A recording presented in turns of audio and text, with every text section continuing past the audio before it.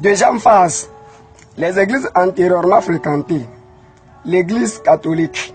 Depuis mon enfance jusqu'à un âge donné, l'église fréquentée était l'église catholique.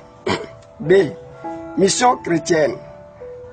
Après l'église catholique était le tour de la mission chrétienne. Dans la mission chrétienne, la raison pour laquelle je l'ai quittée est due à l'envoûtement réussi contre l'un des anciens de l'église nommé frère Edokpeho en pleine prière chez mon cousin Agbetoglo à Mevi. Dans le temps, il y avait une association dénommée Ajivoumi, créée par le cousin Amevi Agbetoglo dans notre village Nidaokhonu, toujours dans la préfecture de Vaux, qui avait conduit à la célébration de la fête traditionnelle du dit village. Donc l'arrivée de la mission chrétienne à Khédoumé, fondée par un blanc appelé Kokorel, a été à l'origine de la dissolution de la dite association, car celui-ci l'a créée, s'est repenti. Au fur et à mesure que nous avancions, le nombre des repentis aussi s'augmentait. Et par rapport à la distance effectuée chaque fois de chez nous à l'église, finalement a contraint le fondateur à nous autoriser à célébrer le culte dans notre village chez Agbetoglo à Mevi.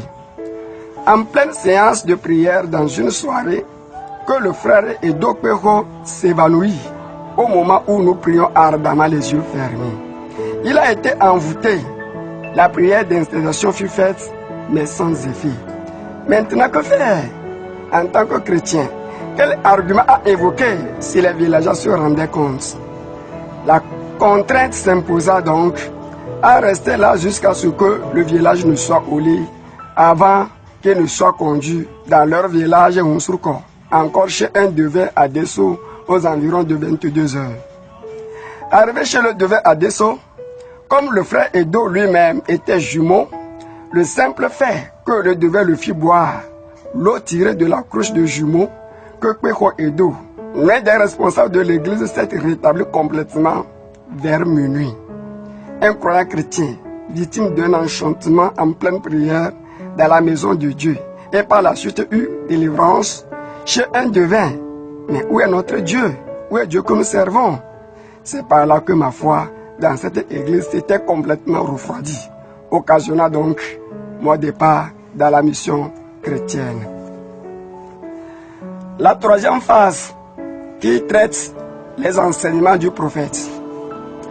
L'homme de Dieu, le prophète Osikondo Agbabe, nous a enseigné beaucoup de choses, des instructions édifiantes, des conseils pragmatiques. Bref, ce monsieur en réalité est apparu au Togo en tant qu'envoyé de Dieu à élucider les versets sombres de la Bible, notamment le cas récit dans Jean 6, verset 48.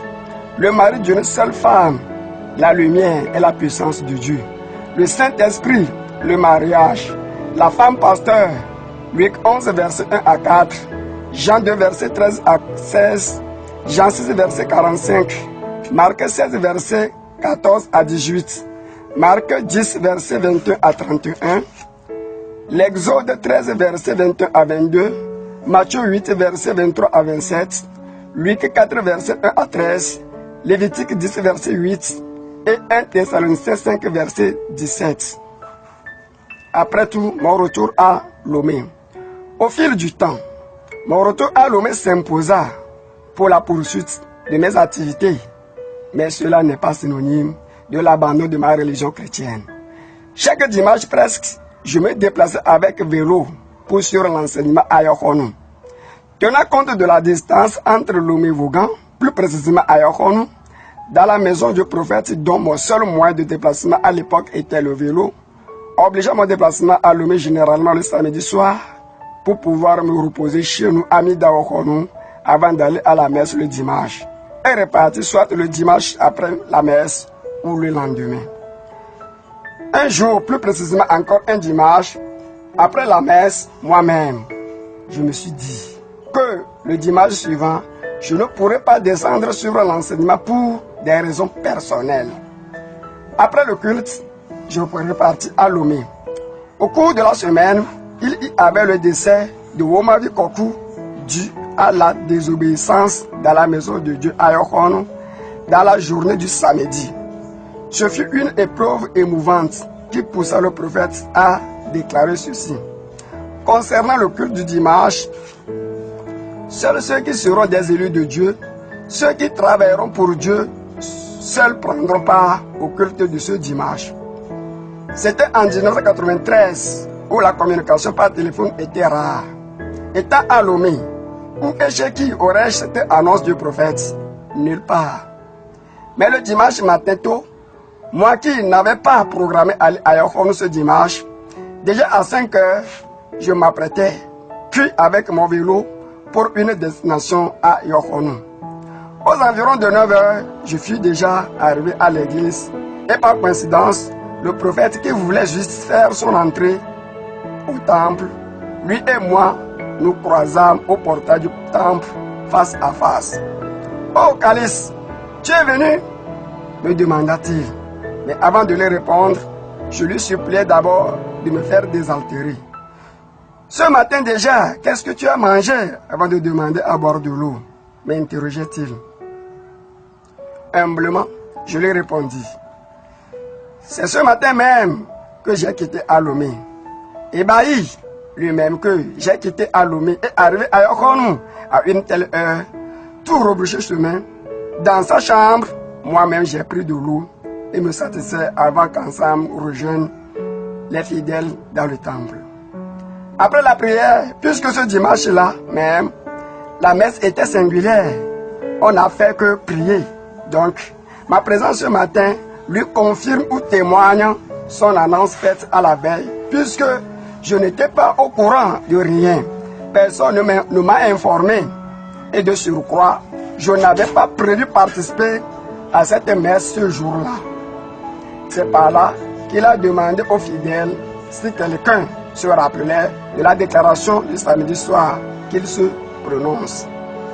Une main levée raconta la déclaration du prophète. En réalité, ce qui s'était passé avant que cette annonce de ce soir faite était tellement émouvante. Donc, ma présence n'est pas un fruit de hasard, mais plutôt un plan de Dieu. Peu de fidèles ayant pris part à cette prière sont aujourd'hui ceux qui ont pu résister et œuvrer efficacement pour le service de Dieu. Par contre, ceux qui s'absentaient se sont tous rétrogradés. La prophétie s'est accomplie. Les allers-retours de Lomé au village, effectués par semaine, ne me permettraient pas de mieux servir le Seigneur. Pour cette raison, ma décision fut de revenir stagner au village afin de pouvoir mieux servir le Seigneur, d'être aussi régulier aux diverses séances de prière, aux autres activités religieuses pour affermissement de ma foi. Un jour, lors d'une cérémonie funéraire tenue dans un village voisin appelé Kofeyeye, dû au décès d'une sœur d'Inigo Mwateme, ayant rendu déserte notre maison, ne sachant quoi faire seul à la maison, je me levais pour rejoindre la famille mortuaire. À ma surprise, quand je suis arrivé, la cérémonie battait son plein. Les joueurs de tam-tam d'un côté et d'autres acteurs de l'autre côté. Ayant trouvé un banc à côté des batteurs, je m'y assis. Et par coïncidence, la fin de leur première partie de jeu. Pour le reprendre maintenant, le tam-tam qu'il jouait bien avant mon arrivée ne répondit plus. Rien n'allait plus, tout dégamait le rythme. Et quand il reprenait, toujours même chose, désagréable à l'oreille. C'est ainsi qu'un oncle pesant sous, depuis la foule, ayant m'observé, commença à crier sur moi. « Calice, approche-toi de nous !» Mais la manière dont il réagit, comme je m'abstiens à leur pratique, les indigne aussi, m'a amené à la retenue. Soudain, une voix me fit entendre comme celle-ci. « Tu n'as pas ta place ici. » Et une fois entendu cette voix, levant l'ancre, puis je repartis sans leur rien dire. À peine je l'ai quitté, que tout reprenait normalement en faveur des acteurs du tam-tam, comme si ma présence était la cause de la médiocrité de leur action. Oui, c'est ma présence qui a perturbé. Et c'est ce que j'ai finalement compris sur le chemin en allant à la maison. Et c'est Dieu qui m'a parlé de me retirer. Quand je suis rentré, je me suis adonné à la prière longtemps avant de l'interrompre par l'arrivée de Karim, le photographe qui est venu pour me livrer les photos de J.C. Dradé initialement. Vers 7 heures, comme il semblait pleuvoir, Anatole, l'un de mes cousins dans le village, me réprimand pour le ramassage du maïs séché par mon papa, que moi j'ignorais. Quand celui-ci continuait toujours son agitation et que c'était dépassé, que je lui dis depuis ma chambre. C'est à moi vous vous adressez? D'accord, j'ai compris. Donc allez. Et il s'en alla vers mon père.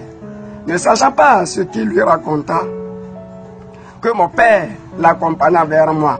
Très furieux, mon père m'appela d'une façon inhabituelle et m'adressa en ces termes. Kosidi, donc c'est toi qui as voulu gifler ton frère? Quelle civilisation? Ou bien c'est ton église? Le mot église évoqué, sous-entendu, la source de leur provocation, me fit sortir de ma chambre avec une manifestation du Saint-Esprit.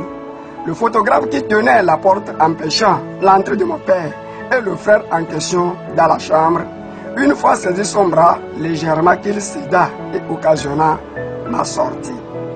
Par la suite de leur gesticulation, que je déclarais ceci: au nom de Jésus-Christ, que tous deux furent poussés d'un côté. Et quand ils se relevèrent, que le tapage de mon père recommença, suivi des propos maléfiques. Papa, à partir d'aujourd'hui, toutes sortes de malédictions que tu prononceras au détriment de tes enfants seront toutes anéanties. Et en même temps, tournant mon regard sur une idole installée dans la cour, je lui dis aussi qu'à partir de cet instant même, tu ne boiras plus aucun sang dans cette maison. Tout ceci au nom du Seigneur Jésus-Christ, leur déclarai-je. Adazouin, l'un de mes propres frères, à son arrivée sur le lieu, au lieu de se renseigner, d'abord m'accusa, lui aussi en ce terme. Es-tu celui qui a voulu gifler Anatole? Pour quelle raison? Toi, mon propre frère, au lieu que tu te renseignes d'abord, toi aussi tu m'accuses. Et si on te demandait de répéter ce que tu viens de dire, tu le peux? Lui infligeai-je. Et lui, il s'est retiré sur champ. Le spectacle a pris fin, puis prenant mon vélo, destination Yokono. Sur le chemin en allant chez le prophète, je croisai Kikeglo Djaba, qui à ma vue, cria: oh Calice, mais pourquoi te comportes-tu de la sorte, comme quelqu'un qui s'est repenti depuis? Pourtant, ce monsieur ignorait la lutte qui avait eu lieu avant mon départ à la maison. Il n'est donc pas au courant de rien. Déjà vers 8 heures, j'étais à Yokono, chez le prophète Kosi Kundo dit Agbabe, et lui relatais les faits survenus depuis mon village et fait 3 jours chez lui avant de rejoindre ma famille aux environs de 19 heures. Après avoir salué à mon père, je suis allé chez mon frère Adazouin, lui saluant aussi, et il me consola en me suppliant de ne pas prendre en compte les menaces subies la fois passée. Et qu'Anatole lui-même, combien de fois a-t-il été au service de son papa? Donc d'oublier tout. Cette même nuit, je suis retourné à Yokono, dans la maison de Dieu, faire encore une semaine de prière avant de regagner mon village Midao Yokono. Savez-vous pourquoi je leur avais répliqué en même temps? Non, car Adam et Fia, Agbetogle Eli, mon grand frère, le premier converti dans notre famille, s'est éteint à cause de ces genres d'intimidation subie. Donc avant qu'il ne mourait, lui aussi a prophétisé qu'un de ses frères servira le Seigneur dans la famille comme lui, il n'a pas pu atteindre le sommet. Un de ses propres frères lui servira jusqu'au bout. Vous me comprenez maintenant? Tout ceci n'est que le début des tentations et persécutions subies durant toute ma vie chrétienne après la découverte du prophète Agbabe.